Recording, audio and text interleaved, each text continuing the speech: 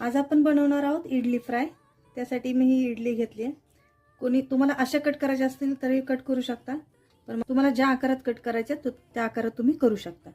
कढईमध्ये 3 ते 4 चमचे तेल घ्यायचे, त्याच्यामध्ये टाकायचे 1 चमचा मोहरी। मोहरी तडतडली की टाकायचे कढीपत्ता। आता टाकायची हिरवी मिरची, त्यानंतर टाकायचं लसूण। 1-2 मिनिटं परतल्यानंतर यामध्ये टाकायचे हिंग आणि हळद। त्यानंतर टाकायची कोथिंबीर। आता इडलीचे कट केलेले तुकडे टाकायचे, चवीपुरतं मीठ आणि परतून घ्यायचं।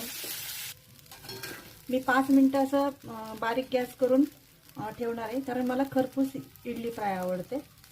आणि तुम्हाला जर का मऊ इडली फ्राय आवडत असेल तर तुम्ही लगेच काढू शकता।